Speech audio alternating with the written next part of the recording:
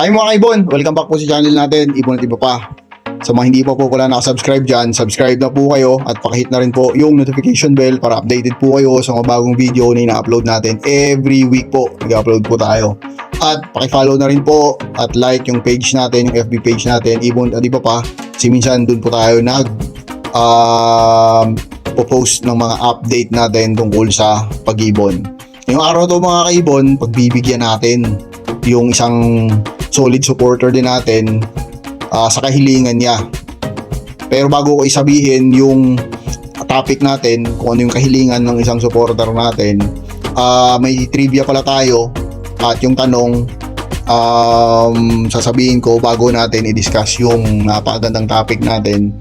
At pagka nasagot nyo po, tama po kayo, i-message ko po kayo personally.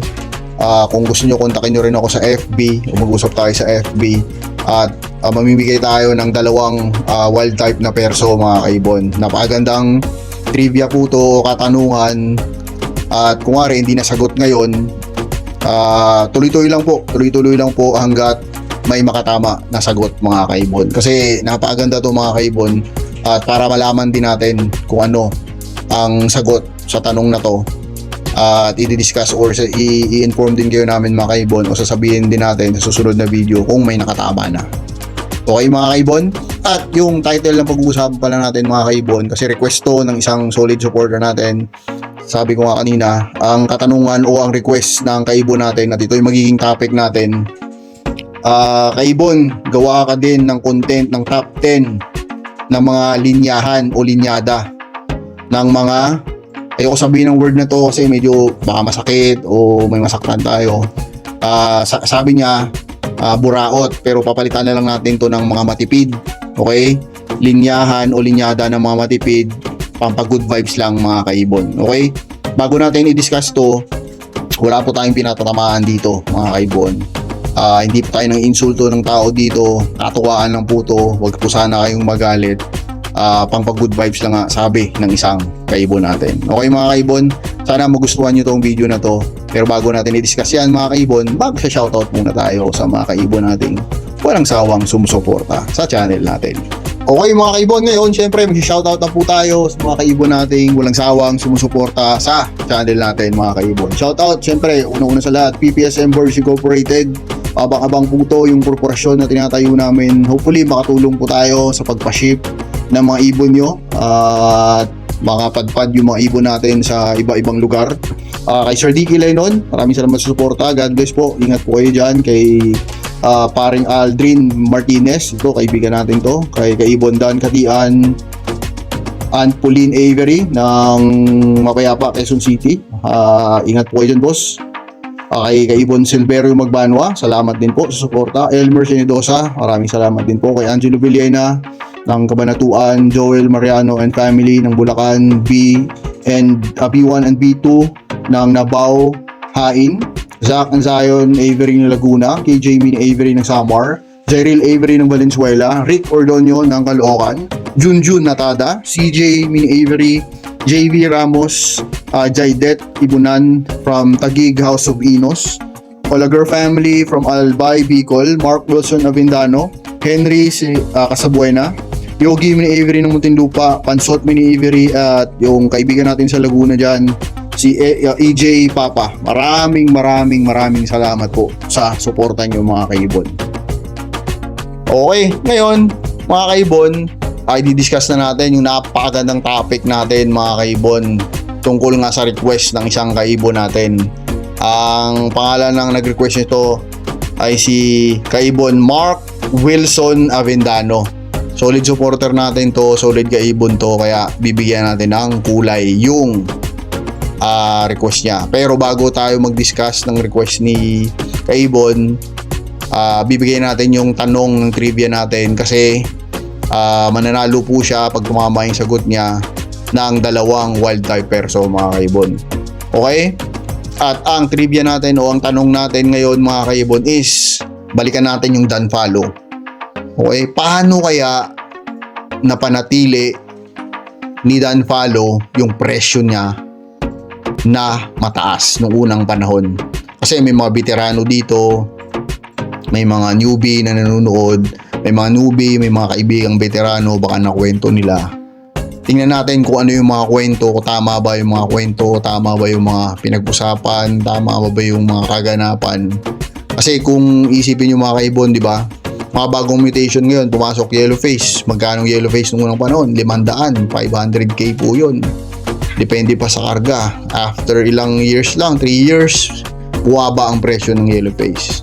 Di ba? Pero hindi naman sobrang bagsak, pero bumaba siya. Pero, babalikan mo yung Dan Palo noong unang panahon, mga kaibon. More than 5 years, 7 years, mataas ang presyo ng Dan Palo. 8 years pa nga eh. Mataas ang presyo ng Dan Palo, mga kaibon. Milyon, bumababa konti, pero tumataas. Kahit ngayon, mataas pa rin presyo ng Dan Palo kasi nga, di ba, hinahanap sila. Pero, may matinding rason doon sa likod nun, mga kaibon, kung bakit napanatili ng Dan Palo yung presyo niya, mga kaibon.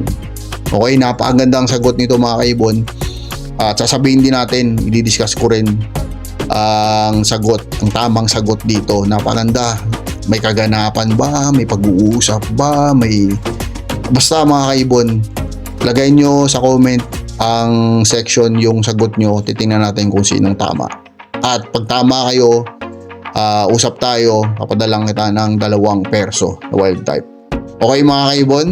Okay, punta na tayo sa topic natin, mga kaibon. At yung topic natin nito, mga kaibon, yung request ng isang kaibon natin na gawa daw tayo ng content ng top 10 ng linyahan o linyada ng mga matitipid for katuwaan lang. Sabi ko nga, mga kaibon, huwag kayong masaktan dito. Wala po tayong pinapatamaan dito. At wala po tayong iniinsulto dito, mga kaibon. Ano lang, happy lang tayo, mga kaibon. Okay, umpisa na natin. Top 10, sige, nag-isip tayo ng top 10 at in any order ito, mga kaibon, mga linyahan daw. Sabi ni kaibon Mark Wilson Avendano. Okay, in any order, mga kaibon, ha. Okay, ang una, may mga banat dyan o may mga linya yan na baka naman. Alam nyo na yun, mga kaibon, di ba? Kung narinig sa mga tropa nyo, baka naman pre, yun, di ba? Paparinig sa'yo yan. Alam mo na yan kung anong mangyayari dyan sunod. Siyempre, may mga hihingin na yan. Okay? Susunod dito is, ito yung parati nating nakikita eh. Nakakatawa to, mga kaibon. Looking. Di ba? Parati natin nakita. Looking, Lutino Opa, Kak. Looking, Aqua Opa Ino, Kak. Tapos maraming mag-PPM yan, mga kaibon. Tapos minsan nag-PM din tayo, 'di ba? Mag-PM ka rin kasi baka totoo nga. Kasi may mga totoo din naman talaga na naglo-looking. Pero may iba looking tapos wala pa lang budget. Hindi ko alam kung ano yung gusto nito. Tapos minsan looking, ang ending pala hindi pa nakapaalam kay Mrs. Parang mga ganoon, mga kaibon. Parang ano bang trip ng mga taong to, mga kaibon, di ba? May mga ganon. Sign na po yun, mga kaibon. Yun na po yung mga linyahan nun. Susunod, may magpo-post din. Gusto ko ganitong ibon. Pang number 3 na tayo, ha? Gusto ko ganitong ibon. Pero lowest price. Di ba? Linyahan na yan ng mga kaibon ng sobrang matitipid, mga kaibon. Nag-post ka tapos lowest price yung gusto mo, di ba? Pag-aawain mo pa yung mga seller, o papabaan ba yung presyo ng mga seller? Grabe ka naman. Parang, di ba? Ito yung mga linyahan talaga, mga kaibon eh. Tapos meron, naghahanap naman. Gusto nila bilhin yung mga ibon ng nag-quit. Kasi syempre, pag yung mga quitting na, syempre yung presyo nun ng ibon nila mababa talaga. Di ba, mga kaibon? Mababa talaga ng presyo nun kasi quitting na eh. Yun yung number 4 natin, mga kaibon. Ang pang-5 natin, mga kaibon, usap na kayo. Ang ganda na ng usapan. Tapos, bandang huli, boss, free shipping ha. Di ba? Ganun yung tirada sa'yo. Boss, free shipping ha. Siyempre, minsan, nahihiya ka na lang. Pero, yun na yun. Linyada na talaga nila yun. Ipapadala mo na lang. Okay lang naman. Wala naman pong problema. Sa atin, wala pong problema yun, mga kaibon. Susunod, pang number 6 natin. Usap na, maganda na rin yung usapan. Tapos maya-maya, boss, ilang piraso freebie ko? Ang binili sa'yo, 1,000 na, 1,500 lang. Tapos hingi ng freebie. Ang kati sa ulo nun mga kaibon, ang kati sa ulo. Buti sana kung meron kang nakahanda na pang freebie. Kung wala, masakit talaga sa ulo yun mga kaibon. Sa atin wala naman po problema yun mga kaibon. Ako personally, pag meron, bigay. Pag wala, pasensya lang po. Ganun lang po kasimple tayo mga kaibon. Okay? Meron, isa din, pang number 7. Kuwari, nag-post ka. Ang post mo na ibon, ang presyo 5,000 o 7,000, mga ganun presyuhan. Ang itatawad ka agad nun mga kaibon, kalahati. Kuwari, presyo mo 5,000. Ang tawad ka agad nun mga kaibon, 2,500. Hindi niya 2,000. Ganun po yun, grabe. Halos kalahati. Sobra pa sa kalahati mga kaibon. Parang, minsan papakamat ka lang na talaga ng ulo. Minsan papangiti ka na ng mga kaibon. Pero, ganoon po talaga. Kahit sa ang mundo tayo mga kaibon. Pamundo ng parts ng kotse, papundo ng tayo ng mga damit, pamundo tayo ng mga sapatos. May ganun po talaga mga kaibon. Kaya habaan lang natin yung pasensya natin. Tapos tawanan lang natin yan mga kaibon. Okay, sunod mga kaibon, pang number 8 natin, swap. Swap na sila yung panalo. Nung nakaraan mga kaibon, ito kwento ko lang may na-post tayo, Aqua Upaino na ibon, Aqua Upaino, tapos may nag-message sa atin, "Sir, swap tayo."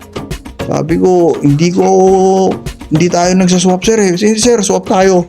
Swap ko sa'yo, Baji." Isang pares ng Baji. Tapos sabi ko, totoo ba to si sir? Totoo ba talaga tong gusto niya ang iswap niya sa atin? Ganong ibon. Tapos ang ibon natin ganito. Pero baka kasi hindi ni sir alam kung ano yung mutation, kung anong klase. Kaya iniintindi na lang natin. Pero sa susunod mga kaibon, pag mga ganon, alamin nyo rin yung mga value ng ibon. Kung para patas lang din, di ba mga kaibon? Okay? Susunod, ito, grabe to, pang number 9. Si Boy How Much. Grabe to. Bawat post ay grabe, makikita mo talaga yung pangalan niya nandun, "Sir how much, sir how much, sir how much." Parang hindi ba nakabili na ba talaga to? Kasi halos makikita mo nag-how much siya sa mga post ng mga kaibon natin. Parati po yun, how much, how much. Tapos pag nireplyan mo naman, sasagutin naman sa'yo, "Wala sir eh, ganito ganyan." Madaming palusot. Parang sabi ko, siguro hindi ko alam kung wala bang kausap ko sa bahay nila. Ano bang problema nito? Baka sobrang sa kape o ano ba problema ni sir? Ano ba problema mo sir? Sabihin mo na sir, maawa ka. Okay, sunod mga kaibon is tatanong siya sa'yo. Sobrang grabe niyang tanong sa'yo. I-explain niya pa, "Sir, ano yung ganito? Pag ganitong parisan ba? Ganito ba ilalabas? Ganito ganyan." Tapos ang ending niya mga kaibon, sa iba bibili. Di ba cute? Grabe na usapan nyo. Parang buong maghapon na kayo nag-uusap. Tapos sa iba bibili dahil mas mura sa iba. Ganun po yun eh. Mas mura kasi doon. Tapos ang ending nun, mapakamot lang sila kasi wala. Ganun lang po yun mga kaibon. Okay? Mga kaibon, ang mapapayo ko lang sa inyo mga kaibon kasi nangyayari to sa lahat. Pag nakipag-transaksyon po tayo, nakipag-usap po tayo, kahit kanino man mga kaibon, ugaliin po natin na magpasalamat po. Kasi napapansin na po natin to. Kinausap naman, nagtanong how much ang ibon sir. Nagbigay ka ng presyo, tapos zone ng mga kaibon. Hindi po magandang ugali yun mga kaibon. Kung hindi nyo bibilhin ang ibon, sobrang simple lang naman magsabi na, "Sir, pasensya na, salamat po sa time. Sir, salamat po." Ganun lang, understood na po yun mga kaibon na hindi nyo kukunin yung ibon. Pero at least, nagpasalamat po kayo sa tao mga kaibon. Okay, di ba? Napakagandang ugali na nagpapasalamat kahit kukunin nyo o hindi. Kasi tatatak sa isip ng seller na yun, okay, maganda pala kausap to kasi kahit pa paano nagpapasalamat. Okay mga kaibon, huwag niyong kalimutan mga kaibon, mag-comment dito yung sa trivia question natin para manalo kayo ng 2 perasong wild type. Okay mga kaibon, at kung may mga gusto pa kayong idagdag dyan, kung ano yung mga linyahan, kung ano yung mga linyada dyan, comment nyo lang din mga kaibon. Katuwaan lang po to. Sana nagustuhan nyo. God bless po sa lahat ng mag-iibon. God bless po sa lahat ng minamahal niyo sa buhay. See you next time po. Ibon at iba pa. Paalam po mga kaibon.